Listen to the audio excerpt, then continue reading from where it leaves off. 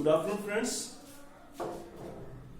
Last lecture में हम लोगों ने dipole in the external electric field को स्टडी किया था और टॉर्क फाइंड आउट किया था कि कितना टॉर्क लगेगा। और after completing the topic of dipole हमने दो questions as a assignment put किए थे। आई होप कि सबने कर लिए होंगे, but still if anybody face any problem I am going to solve these two questions again here. The first question was two charges plus 5 microcoulomb and minus 5 microcoulomb separated by a distance of 1 millimeter. What is the dipole moment? Dipole moment P equal to Q into separation, either charge into separation. Q कितना दे दिया हुआ है 5 microcoulomb, 5 10 to the minus 6 coulomb, and length 2L is given 1 mm means 1 into 10 to the power minus 3 meter. हमें सारे ऐसे system में convert करने तो 10 to minus 3 meter. What we got? 5 into 10 to minus 9 coulomb meter. This is the dipole moment. Vector quantity, direction from negative to positive charge. Very easy. The next question was, the dipole was lying, a certain dipole was lying in the external electric field and making angle theta is equal to 60 degree. The question was asked that we have to find the magnitude of charges and given that torque is equal to 8√3. Torque given है, angle given है, electric field given है, charge पूछ लिया। अब charge का direct formula तो dipole moment से आएगा, P is equal to Q into 2L. 2L given है, 4 into 10 raised to power minus 2 metre. Q find करना है। अगर हमारे पास P होता तो 2L इधर ले आते और फाइंड कर लेते। Now first priority is to find out P now. और P फाइंड करने के लिए हम टॉर्क का फॉर्मूला लगाएंगे। Tau is equal to PE sin theta. N cap छोड़ दिया, मैंने डायरेक्शन छोड़ दिया। We are discussing about the magnitude here. Tau कितना दे दिया a√3। P इलेक्ट्रिक फील्ड कितना दे दिया 4 into 10 raised to 5 न्यूटन पर coulomb. And here sin 60 degree and P will become equal to इसके बराबर आ जाएगा a√3 upon 4 into 10 raised to 5 sin 60 √3 by 2।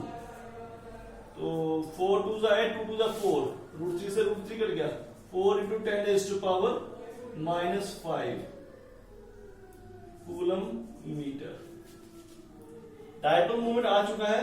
अब ये रिलेशन यूज करेंगे तो Q आ जाएगा। P is equal to Q 2L, Q is equal to P upon 2L।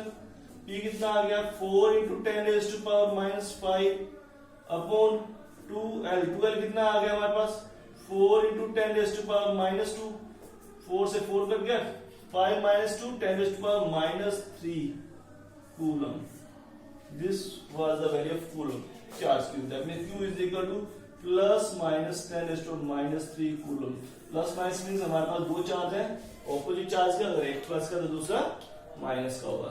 This was the problem relating to dipole.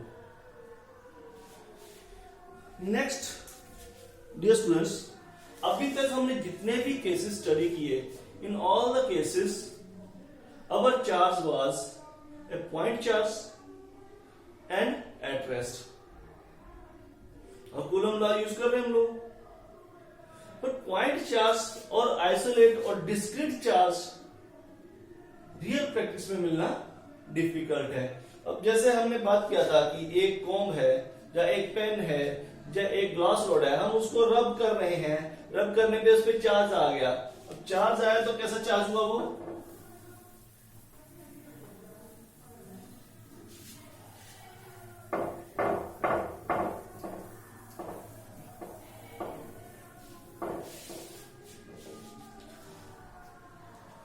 रब किया तो उस पे क्या आ गया चार्ज आ गया। कैसा चार्ज आया? लेट अस से हमारे पास ये ग्लास रोड है और चार्ज कैसा है इस पे पॉजिटिव चार्ज एक्वायर किया इसने।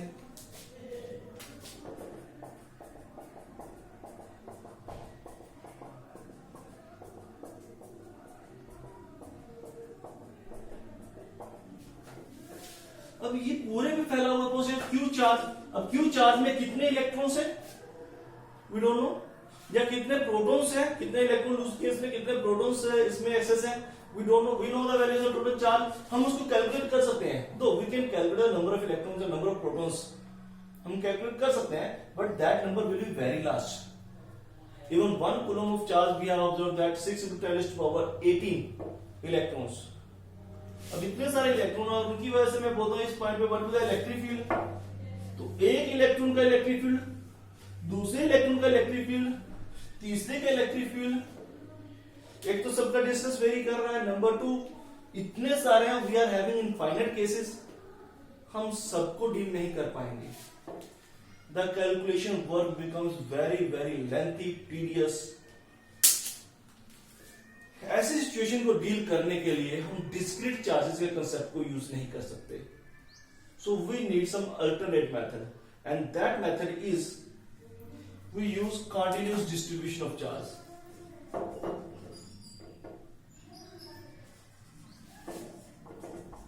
Continuous distribution of charge.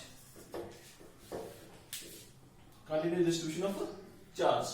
Continuous distribution means हम ये मान लेते हैं कि पूरा का पूरा चार्ज यूनिफॉर्मली पूरे सरफेस पे या पूरे वॉल्यूम में या पूरी लेंथ पे डिस्ट्रीब्यूट हो रखा है.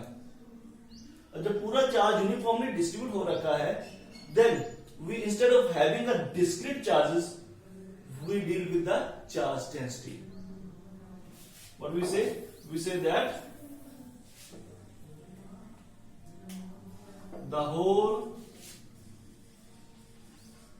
charge got distributed over the whole of object. मैंने यह डैश लगा दिया. डैश का मतलब यहां पे मैं अगर लेंथ लिख देता हूं तो I will call it linear charge distribution.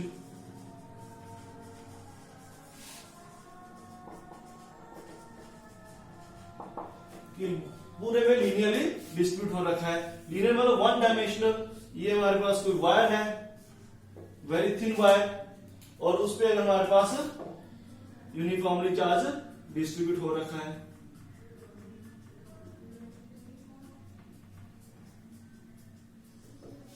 Thin wire, long wire, और उस पे यूनिफॉर्मली चार्ज डिस्ट्रीब्यूट हो रखा है. Such type of distribution is called linear charge distribution. Then what will the density? If lambda will be the density, so lambda will be equal to total charge upon length.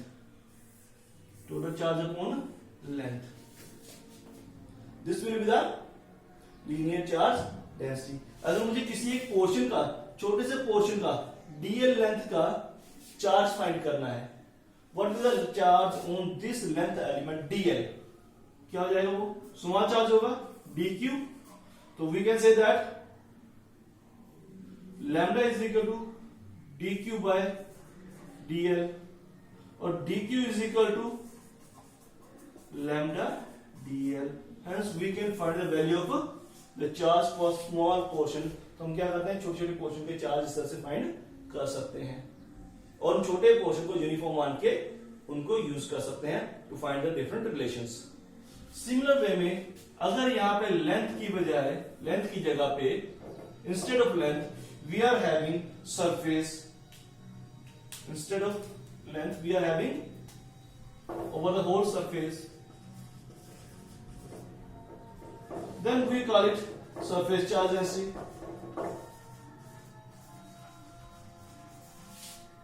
Surface charge distribution. Surface charge distribution यानी कि पूरे surface पे plane हो गया या 2D हो गया, spherical shell हो गया, एक शीट हो गई, प्लेन शीट पे हो गया, चार्ज डिस्ट्रीब्यूट कर रखा है पूरे यूनिफॉर्मली, तो इसे बोलेंगे surface charge distribution.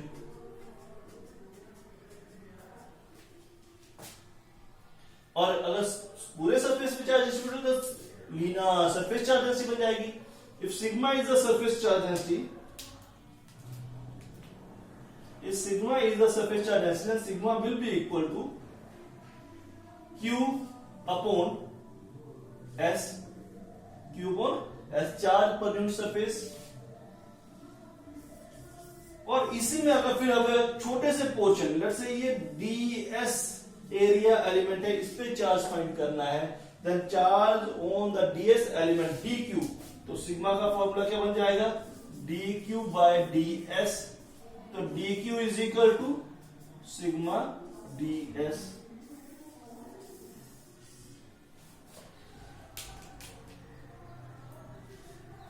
Same case अगर हमारे पास सरफेस की जगह क्या हो जाए, वॉल्यूम हो जाए,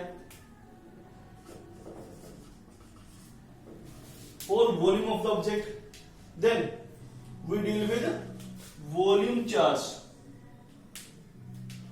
we deal with volume charge distribution.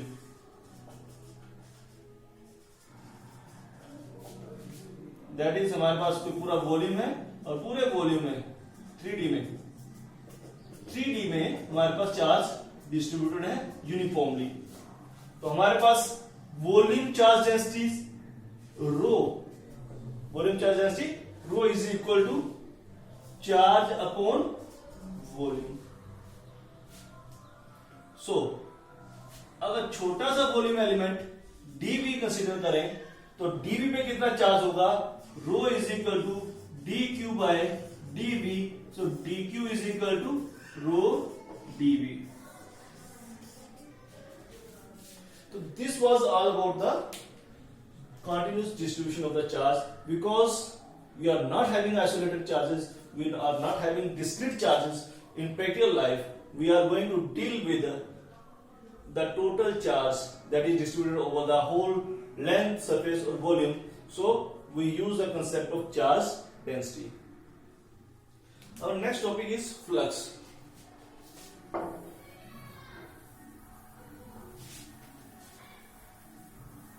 छोटा सा टॉपिक है, 1 मार्क्स में क्वेश्चन अक्सर दिख जाता है इसका।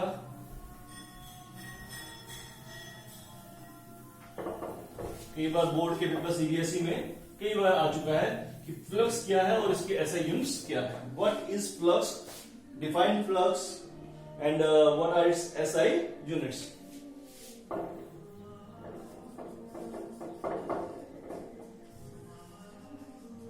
Electric flux, we have seen that electric field is represented by electric field lines. Flux दिखाता है कि किसी सरफेस में से कितनी लाइंस पास कर रही हैं। ज्यादा लाइंस पास कर रही है हम कहते हैं फ्लक्स ज्यादा है, कम लाइन पास कर रही है हम कहते हैं फ्लक्स कम है। लेट अस से ये हमारे पास इलेक्ट्रिक फील्ड इस तरफ को है, uniform electric field we are having, और उसके सामने हम रख देते हैं एक कोई भी surface perpendicular to the electric field, तो क्या होगा, सारी लाइन इसके अंदर से पास करेंगी। लेकिन अगर इसको परपेंडिकुलर की बजाय पैरेलल टू इलेक्ट्रिक फील्ड रख दें, then what will happen, electric field line आगे और पीछे से पास कर जाएंगी, minimum line will pass through it. Example के लिए कोई सरफेस कंसीडर कर लेते हैं, ये सरफेस है, इलेक्ट्रिक फील्ड लाइंस मूव कर रही हैं, तो अगर इस तरह से सामने इलेक्ट्रिक सरफेस पड़ा है इलेक्ट्रिक फील्ड लाइंस के, तो electric field lines will pass through the surface. लेकिन अगर सरफेस इस तरह से पड़ा है तो सरफेस वही है, इलेक्ट्रिक फील्ड लाइंस वही है, ओरिएंटेशन डिफरेंट है, इलेक्ट्रिक फील्ड लाइंस साइड से निकल जाएंगी, the minimum line will pass through this surface. और अगर मैं इसको 2D मानता हूं, यानी कि thickness 0, then no line will pass through it. तो इस सरफेस में से कितनी इलेक्ट्रिक फील्ड लाइंस पास कर रही हैं, ये 3 चीजों पे डिपेंड करता है। नंबर 1, एरिया, बड़ा एरिया होगा, जितना एरिया बड़ा होता जाएगा उतनी ज्यादा लाइंस पास करेंगी, जितना एरिया छोटा होता जाएगा उतनी कम लाइंस पास करेंगी। We can say that flux is proportional to area. Second, electric field strength, जितनी ज्यादा इलेक्ट्रिक फील्ड स्ट्रेंथ होगी उतनी नंबर डेंसिटी ज्यादा होगी लाइंस की, तो उतनी ज्यादा लाइनें पास करेंगी। उतनी ज्यादा इलेक्ट्रिक फील्ड लाइंस इसमें से क्रॉस करेंगी, because strength is more, number density of lines more, तो उसी गिवन सरफेस में से ज्यादा लाइंस पास करेंगी। स्ट्रेंथ कम है तो नंबर ऑफ फील्ड लाइंस कम है तो कम लाइंस पास करेंगी। And the third was theta, depending upon theta. अब थीटा का मतलब थीटा कितना थीटा था तो मैक्सिमम थीटा की क्या वैल्यू थी, this is the electric field lines and surface, तो दोनों में एंगल कितना हुआ। Now don't get confuse that ये परपेंडिकुलर पड़ा है, क्योंकि एरिया वेक्टर सरफेस के परपेंडिकुलर होता है और एंगल वेक्टर्स में देखा जा रहा है, डायरेक्शंस में देखा जा रहा है। तो डायरेक्शन इसका एरिया वेक्टर क्या होगा, एरिया वेक्टर इसके परपेंडिकुलर होगा, तो इसका मतलब एरिया वेक्टर किस तरफ है, ये एरिया वेक्टर इसका, this is the area vector and this is the electric field lines. What is the angle between them? 0. Phi is maximum when theta is equal to 0. और इलेक्ट्रिक फील्ड लाइन जैसे है, area ऐसे रखा तो angle कितना हो गया, area vector और इलेक्ट्रिक फील्ड में एंगल कितना हो गया 90 डिग्री। इस टाइम पे minimum phi will be minimum when theta will be equal to 90 degree. इन तीनों चीजों से, तीनों area, electric field and angle, अब इस एंगल से when the theta is 0 and the value becomes maximum for cos theta, cos 0 होगा तो 1, cos 90 होगा तो 0, दैट मीन्स हमारा फाई वेरीज कर रहा है with cos theta.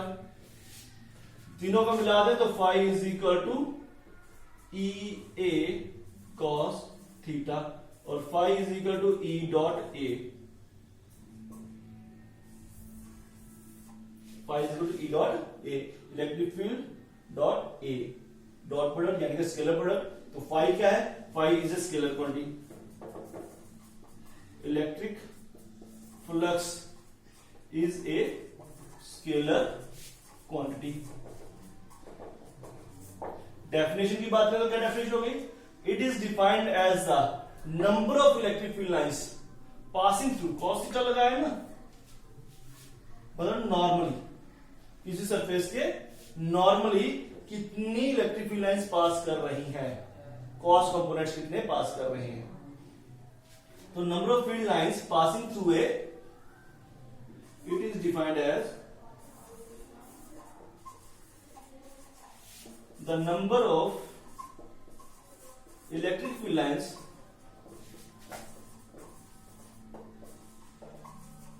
passing through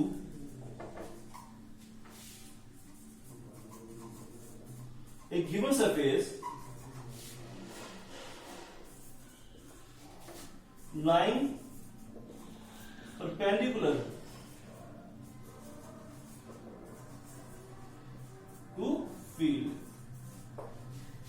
जहां पे उसके परपेंडिकुलर कंपोनेंट, अगर परपेंडिकुलर नहीं पड़ा तो उसका परपेंडिकुलर कंपोनेंट जो पड़ा हुआ है उसमें से कितनी फील्ड लाइंस पास कर रही हैं, यानी कि a cos थीटा में से कितनी लाइनें पास कर रही हैं।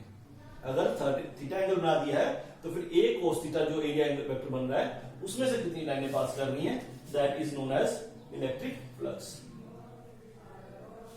ऐसा यूनिट E के हो गए न्यूटन पर कूलम और A के हो गए metre square. These are the SI units. This was all about the electric flux. After discussing about the charge distribution and flux, we are having one of the most important topic of this chapter, that is called Gauss theorem. Gauss theorem. Gauss theorem coulomb law जहां पे fail हो रहा है, जहां इनएप्लीकेबल हो रहा है, वहां पे इलेक्ट्रिक फील्ड्स को फाइंड करने के लिए गॉस थ्योरम एक वाइटल और इंपॉर्टेंट रोल प्ले कर रही है to find the electric field. ये कैलकुलेशन को बहुत ज्यादा इजी बना रही है, that's why it becomes very very important topic of this chapter. And if you observe the board papers of previous 10 or 12 years, you will observe that in the most of the time Gauss theorem or its application has appeared. पिछले जितने paper उठा के देखेंगे 10-12 साल के board paper उठाओगे उनमें आपको Gauss theorem से रिलेटेड एक क्वेश्चन उसकी एप्लीकेशन से रिलेटेड जरूर दिखेगा। इस बार का 1920 का बोर्ड पेपर में भी लीनियर चार्ज डिस्ट्रीब्यूशन का केस गॉस थ्योरम का आया हुआ था। So Gauss theorem is one of the most important topic of this chapter and we are going to deal with that.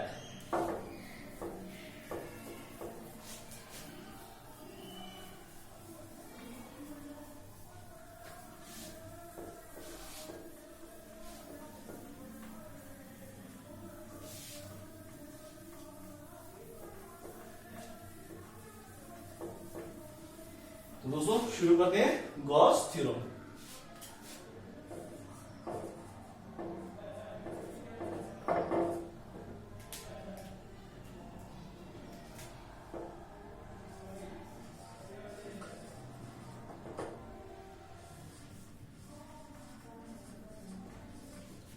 क्या थी गॉस थ्योरम? गॉस थ्योरम कहती है कि किसी भी सरफेस में से कोई भी सरफेस है उसमें टोटल इलेक्ट्रिक फ्लक्स निकल रही है या उसकी तरफ आ रही है। अगर उसके अंदर प्लस क्यू चार्ज पड़ा है तो इसकी वजह से फ्लक्स क्या होगी?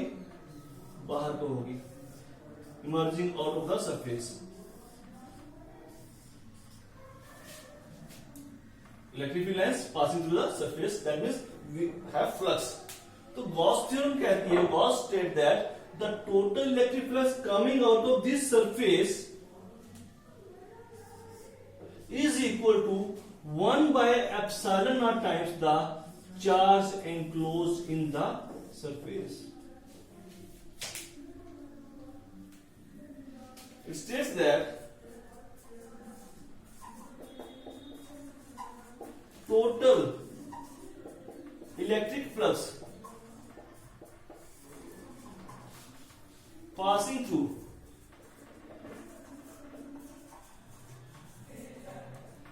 any closed surface की बात होती है, closed surface is equal to 1 by epsilon naught times the total charge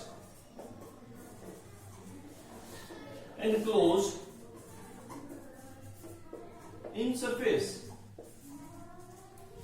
जैसे लेट्स से यहां प्लस Q1 चार्ज है और यहां पे प्लस Q2 चार्ज है, तो इस सरफेस में से कितना फ्लक्स निकल रहा है?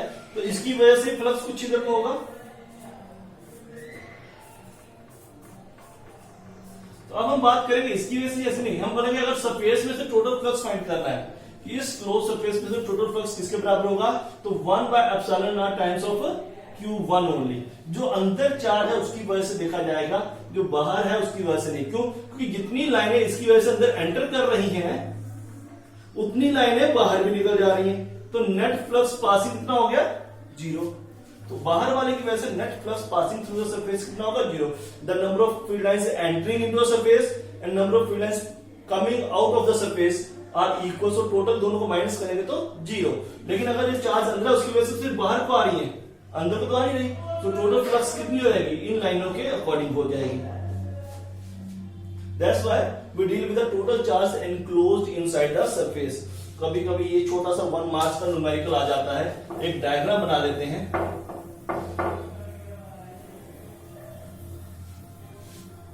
एक डायग्राम बना देते हैं और लिख देते हैं ये इसको सरफेस है, यहाँ पे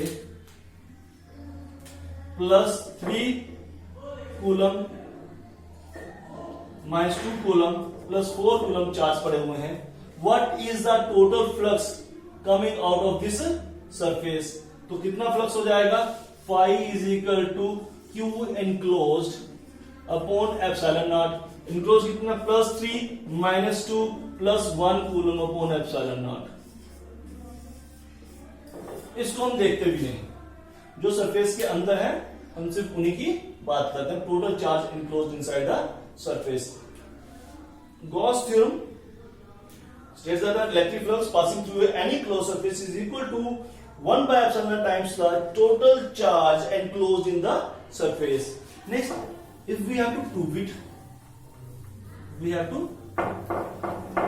वैसे प्रूफ जो है वो अक्सर नहीं आता है, but still we can prove it by a simple way. ये हमारे पास एक चार्ज Q है, इसकी वजह से यहां पे पीक पे हमने इस सरफेस क्लोज सरफेस बनाया है. We know that E at P will be equal to, अगर R डिस्टेंस है तो 1/4 pi epsilon naught Q by R square. Direction ये रहेगी. तो डायरेक्शन की मैग्नीट्यूड की बात करें तो मैग्नीट्यूड लिख लिया मैंने, डायरेक्शन को अभी वेक्टर नहीं लिखा उसके ऊपर. Now flux coming through this surface phi will be equal to, जो हमने पहले पढ़ा वो क्या कहता है, number of field lines passing through E dot ds. छोटा एरिया एलिमेंट ds कंसीडर कर लेते हैं, और ds का E हो गया ds वेक्टर और ये हो गया E वेक्टर. तो E डॉट ds ये हो गया d phi. The flux coming out of this small portion is equal to d phi, जो किसके बराबर है, E डॉट ds के बराबर. अगर मुझे पूरी फ्लक्स फाइंड करनी है तो मैं इंटीग्रेशन कर दूंगा. इंटीग्रेशन करके ये बन गया फाई E, और ये क्या बन गया, पहले तो E ds cos ऑफ, कितना आएगा दोनों में, सेम डायरेक्शन में, 0 cos 0 1 हो गया, तो ये हो गया E ds. Now put the value of E 1/4 pi epsilon naught Q by R square ds.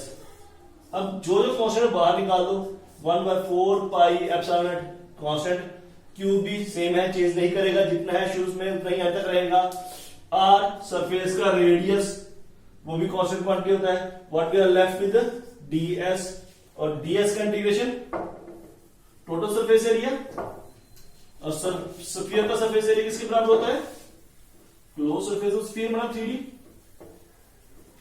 ये आ गया हमारे पास 1/4 pi epsilon naught Q by R square 4 pi R square. 4 pi से 4 पाई, R स्क्वायर से R square. What we are left with Q by epsilon naught. This was the proof for Gauss theorem. तो Gauss theorem clear होने के बाद बात आती है applications of the Gauss theorem. 3 application है डियर फ्रेंड्स, और 3 में से एक जो है पेपर में अक्सर दिखती है. तो स्टार्ट करते हैं applications of the Gauss theorem.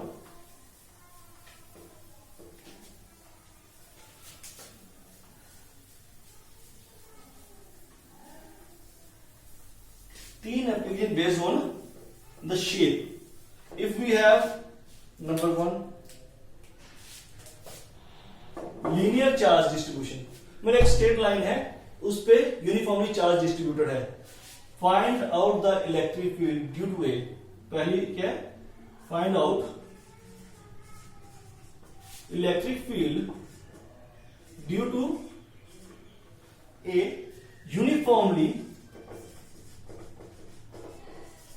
charged wire of infinite length.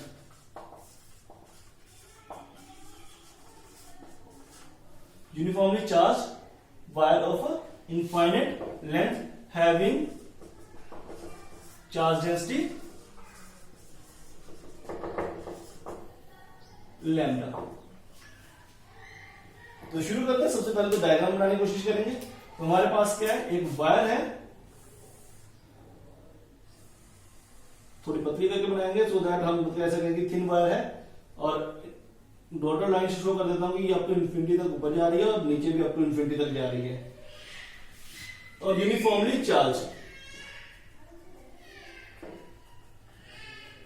To find the electric field at point P, तो पॉइंट P लेते हैं, P पे इलेक्ट्रिक फील्ड फाइंड करना है.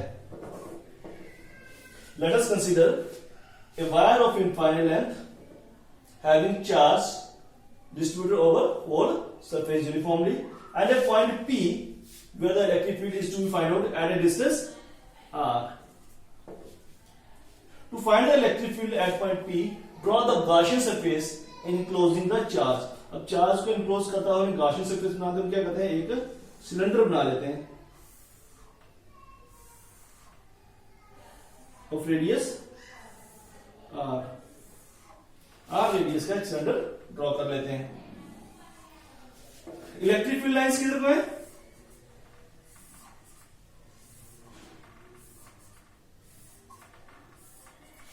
और अब बात करें सरफेस, सिलेंडर के सरफेस, सिलेंडर के 3 सरफेस बनते हैं।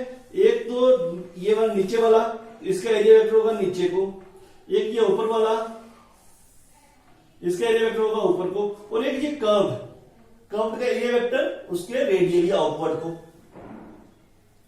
तो हम इसको लिख देते हैं ये 1, ये 2 और ये 3। The flux coming out 5। पहले तो हम वो कंसीडर वाला पोर्शन लिख लिया। Late us consider a wire of uniform infinite length having charge uniformly distributed over the whole length. Let P be the point at a distance r from the wire. Draw the Gaussian surface passing through a point P and enclosing the charge. We observe that the flux coming out of this Gaussian surface is equal to, कितना flux हो जाएगा वो? हम पहले तो simple formula जो flux का है वो फाइंड करते हैं। छोटा सा एरिया एलिमेंट लेते हैं, ds3 है ये वाला, ये ds2 है, और ये ये 1 और ये 2, 1 2 3, तीनों ds ले लिया हमने। तो d5 इसके बराबर होगा, तो जरा d5 की बात कर लेते हैं। तो d5 हो जाएगा हमारे पास e डॉट ds के बराबर, e dot ds। Total flux find करना है, तो integrating d5e is equal to close surface e dot ds। इसको मैं 5 लिख देता हूं, लेकिन इसको सोल्व करने से पहले क्योंकि हमारे पास s 3 तरह के हैं, 3 एंगल हमारे पास, तो मैं इसको 3 टुकड़ों में डिवाइड कर देता हूं। मैं इसको कह देता हूं number 1 e dot ds1 plus e dot ds2 plus e dot ds3। क्योंकि ये स्केलर क्वांटिटी है तो मैं इसको सीधा ऐड कर सकता हूं टोटल्स को। तो टोटल फ्लक्स इसमें से, टोटल फ्लक्स इसमें से, टोटल फ्लक्स इसमें से जितनी है तीनों को ऐड करूंगा तो वो total flux of the over whole surface बन जाएगी। अब फर्स्ट सरफेस के लिए E की तरफ को रेडियली आउटवर्ड और S1 की तरफ को परपेंडिकुलरली, एंगल कितना 90 डिग्री, तो ये हो गया E ds cos 90 degree, plus दूसरे के लिए E ds cos, ये क्या इलेक्ट्रिक फील्ड रेडियली आउटवर्ड, और ds2 नीचे को, एंगल कितना हो गया 190 डिग्री, 90 डिग्री, प्लस थर्ड में E ds3 cos of area element भी इधर को और इलेक्ट्रिक फील्ड रेडियली आउटवर्ड, तो इसमें कितना हो गया 0 डिग्री। ये दोनों पार्ट खत्म, cos 90 0 होता है, 0 to something 0, we are left with E ds cos 0 हो गया 1 हमारे पास। This is the flux. और S कितना है अब, because E at this point is constant, जितना उतना ही रहेगा, और अब कितना है मालूम नहीं, तो हम इसको वैल्यू को नहीं करेंगे लेकिन बाहर निकाल लेंगे। अंदर बच गया ds integrate of whole surface, ये बन गया 2 पाई r, और इसकी हाइट जितनी होगी से h, तो ये हो गया हमारे पास E into 2 pi r h। This was the flux by simple method according to Gauss theorem. इसको थोड़ा हटा, इसको ले देते हैं, डायग्राम को थोड़ा हटा देते हैं क्योंकि ये तो हो चुका है, ये रूटनी पड़ेगी इसको। According to Gauss theorem phi E is equal to Q enclose by epsilon not. अब Q कितना इनक्लोज है, जितना L लेंथ पे था, H लेंथ पे, गॉसियन सरफेस के अंदर तो H लेंथ ही आ रही है, बाकी तो उससे बाहर है, तो सरफेस के अंदर वाली लेंथ लेनी है हमने। तो H लेंथ पे कितना चार्ज हो जाएगा, अगर हमारे पास लैम्डा डेंसिटी है, lambda into H upon epsilon naught, where Q is equal to lambda into H। ये हमारे पास इक्वेशन 1 है, ये इक्वेशन 2 है। अलग अलग फॉर्मूला से सेम चीज कैलकुलेट किया, दैट मींस अगर लेफ्ट साइड सेम है तो right must also be equal. Equal तो कंपेयर कर देते हैं, E into 2 pi r h is equal to lambda h by epsilon not. h से h कट गया, E is equal to lambda upon 2 pi epsilon not r. This will be the electric field due to a uniformly charge wire of infinite length. अगर मैं E का graph plot करूं यहाँ पे, तो E versus R जो है ये क्या है, E is proportional to 1 by R. यानी कि जब R 0 है तो E इनफाइनाइट होगा ऑन द सरफेस, जब R इनफाइनाइट है तो E 0 हो जाएगा. द सेकेंड एप्लीकेशन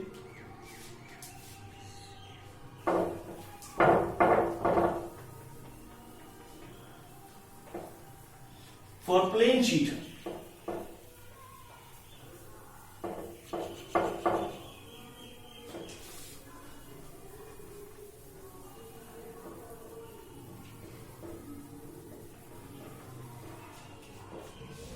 Just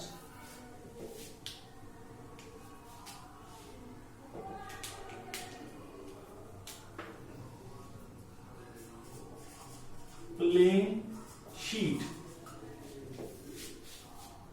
और प्लेन शीट है हैविंग चार्ज डेंसिटी 2d है तो sigma, surface charge density sigma. We have to find out the electric field. तो कंसीडर कर लेते हैं.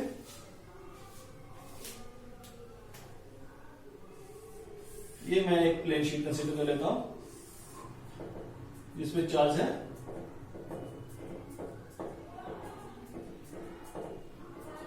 Uniformly distributed over whole surface and a point P where electric field is to be find out.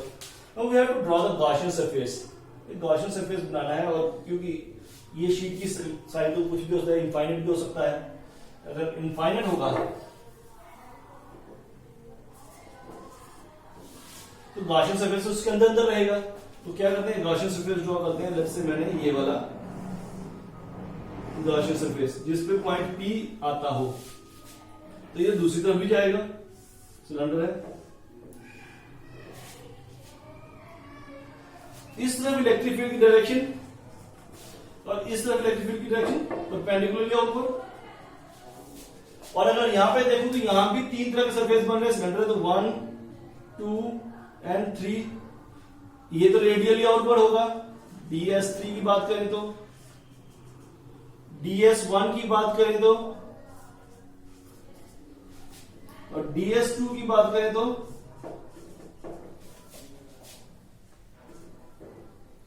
Same way में, same procedure से हम इसकी calculation करना शुरू कर देंगे. पहले सिंपल इलेक्ट्रिक फ्लक्स फाइंड करेंगे सिंपल मेथड से, E डॉट ds के मेथड से, देन गॉस थ्योरम से, दोनों को कंपेयर कर देंगे.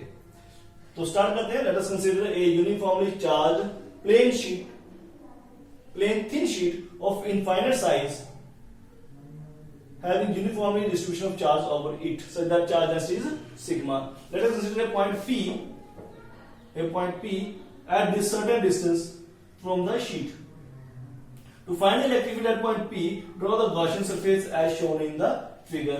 अब Gaussian surface आप जरूरी नहीं है कि सर्कल ही बनाओ, मतलब सिलेंड्रिकल ही बनाओ, क्यूबॉइडल भी बना सकते हो, व्हाटएवर शेप आपको जो इजी लगे. कोई सबसे इजीएस्ट जो सरफेस बनती है वो सिलेंड्रिकल बनती है, सिलेंड्रिकल बना लेते हैं. The flux coming out d phi is equal to E dot ds. To find the total flux we have to integrate over the whole surface. अब whole surface के तो ये बन गया phi. अब इसमें भी तीन सरफेस बन रहे हैं, 1 2 3, तो इसमें भी क्या हो जाएगा,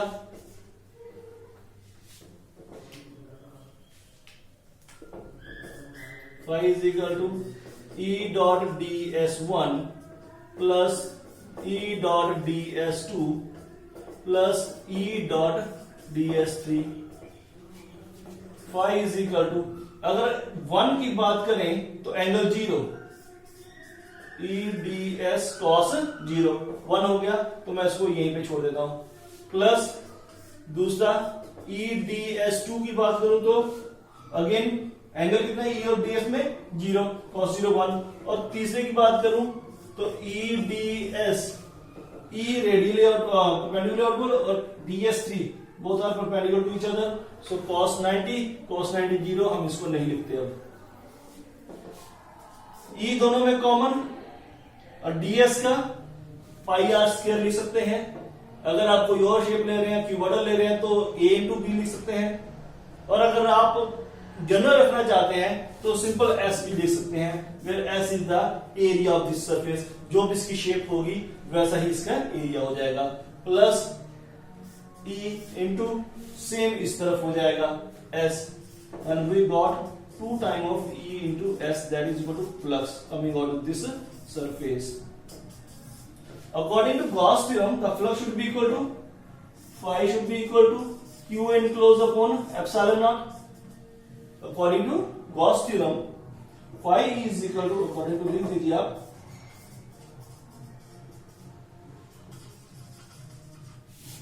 और q enclosed होगा सिर्फ इतने में जो q होगा, क्योंकि बाकी इस गॉसियन सरफेस से बाहर है। और फ्लक्स हम जितने एरिया की बात कर रहे होते हैं उसी के अंदर का हम चार्ज कंसीडर करते हैं, तो चार्ज सिर्फ ये जो इस एरिया में आएगा वही कंसीडर किया जाएगा। और ये कितना है, ये हमारे पास सिग्मा इंटू कितना है एस, क्योंकि एस है तो ये भी ऐसे ही हुआ, sigma into S upon epsilon not. ये नंबर 2 हो गया। अब लेफ्ट साइड से तो right must be equal to 2es is equal to sigma s by epsilon naught. S से s कट गया, we can say that E is equal to sigma by 2 epsilon naught.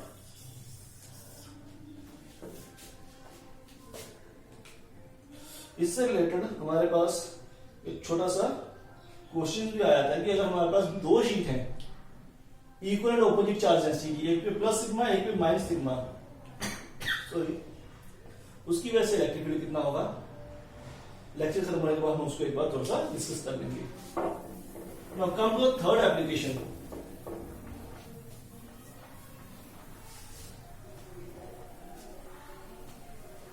Third application में हमारे पास है, अगर हमारे पास sphere है, चार्ज शेल है, instead of plane sheet we have 3D shape, that mean charge shell, then what will be the flux or electric field due to that.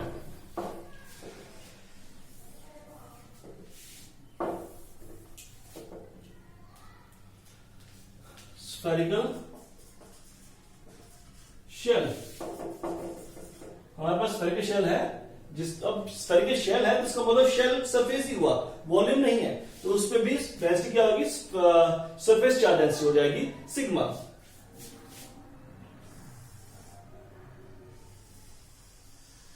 हर एक में मेथड सेम है, सिर्फ रिजल्ट्स थोड़े थोड़े वेरी करेंगे।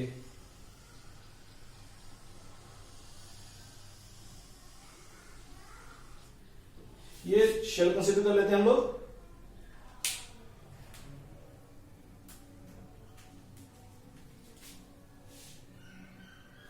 और इस पे चार्ज दे देते हैं, यूनिफॉर्मली डिस्ट्रीब्यूट किया हुआ है। Late us consider A spherical shell having uniform charge density sigma of radius, इसका कोई certain radius assume कर लेते हैं, let us say इसका radius हम ले लेते हैं capital R, let R be the radius of this spherical shell.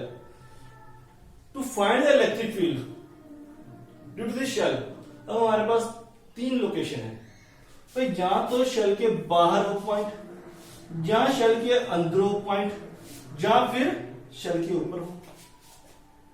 So to find out the electric field at point P, let us consider point P at distance r, capital R को small r कह देता हूं। Let us consider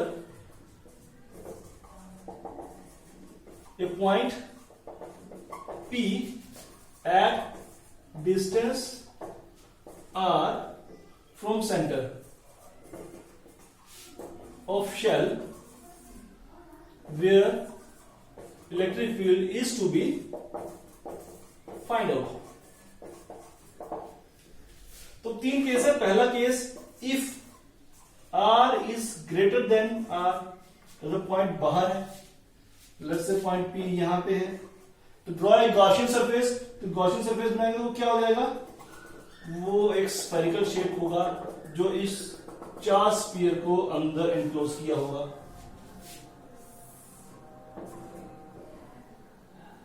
एक छोटा सा area element ds ले लेते हैं, तो ds भी किस तरफ होगा, इस तरफ को, इलेक्ट्रिक फील्ड भी किस तरफ होगा, इस तरफ को, इलेक्ट्रिक फील्ड भी रेडियली आउटवर्ड होगा और ds भी रेडियली आउटवर्ड होगा, तो क्या हो जाएगा हमारे पास, flux is equal to E dot ds, और we can say that E ds cos of 0 degree, क्योंकि यहां से रेडियली आउटवर्ड एरिया लिमिट है और यहां से रेडियली आउटवर्ड इलेक्ट्रिक फील्ड है, दोनों आपस में सेम डायरेक्शन हो जाएंगे।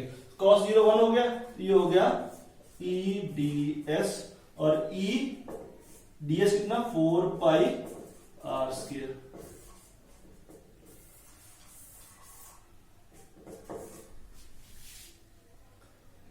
अकॉर्डिंग टू गॉस लॉ,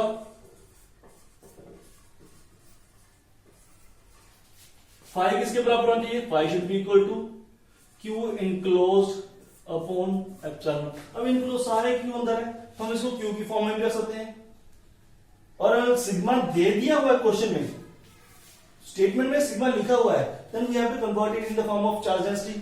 तो we can say that sigma into S, S कौन सा, जिस पे चार्ज है उसका एस, क्योंकि डेंसिटी तो इसी सरफेस की देखी जाएगी, कितना 4 pi R square, 4 pi capital R square upon epsilon not. ये दूसरी इक्वेशन हो गई। Comparing 1 and 2, left side equal then right side must be equal, then E is E into 4 pi r square is equal to sigma upon epsilon naught 4 pi capital R square, 4 pi से 4 pi cut गया, what we are left with,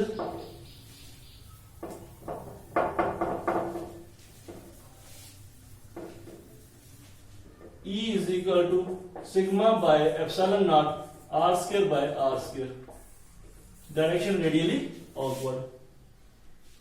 Case 2, if point P lies on the surface, अगर ये P surface पे ही होता तो R will be equal to R, दोनों R बराबर होते, small r and capital R same हो जाते, तो हमारे पास E कितना हो जाता, sigma by epsilon not R square से R स्क्वायर कर जाता। थर्ड केस, अगर पॉइंट P अंदर होता, if R is less than R, नहीं sorry small r is less than, point P अंदर होता,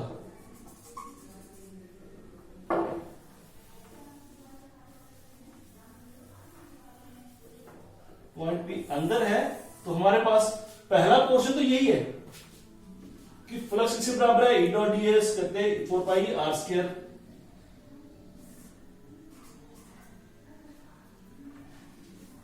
r स्क्वायर। सेकंड क्वेश्चन क्या होता है, अकॉर्डिंग टू गॉस लॉ क्या होता, phi must be equal to Q enclosed by epsilon not. अब इसके अंदर क्यू एनक्लोज्ड कितना, गॉसियन सरफेस के अंदर चार्ज तो है नहीं, सारा तो बाहर है, तो ये कितना हो जाता 0 by epsilon not is equal to 0।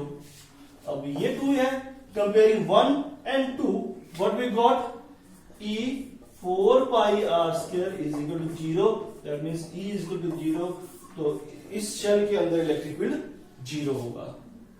और एक छोटा सा क्वेश्चन साथ में और आता है कि इलेक्ट्रिक फील्ड का ग्राफ प्लॉट करो with R for this shell. अगर इस शेल के इलेक्ट्रिक फील्ड का ग्राफ प्लॉट करना है, तो जब तक R 0 से लेके कैपिटल R के बराबर नहीं हो जाता, यहां से लेके कैपिटल R के बराबर नहीं होता, R is equal to R, इस तरफ R वेरी कर रहा है, R is equal to R नहीं हो जाता, तब तक इलेक्ट्रिक फील्ड कितना रहेगा 0। यहां सारे इलेक्ट्रिक फील्ड क्या रहेगा 0, और जैसे ही इसके बराबर होता फिर कितना हो जाएगा, सिग्मा बाय एप्सिलॉन नॉट। इस पॉइंट पे एकदम से राइज करेगा, इस पर्टिकुलर पॉइंट पे कितना हो जाएगा, E is equal to sigma by epsilon not, पहले 0 और इस पॉइंट पे एकदम से राइज करेगा, देन क्या करेगा, बाहर वाले पोर्शन में inversely proportional to R square, तो R स्क्वायर यानी कि इसके E is inversely proportional to R square। शुरू में 0 रहेगा, जब सरफेस के बराबर रेडियस हो गया, डिस्टेंस हो गया, तो फिर एकदम मैक्सिमम हो जाएगा sigma by epsilon not, and then will start decreasing, E is inversely proportional to R square के according. This was all about today's lecture. Thank you.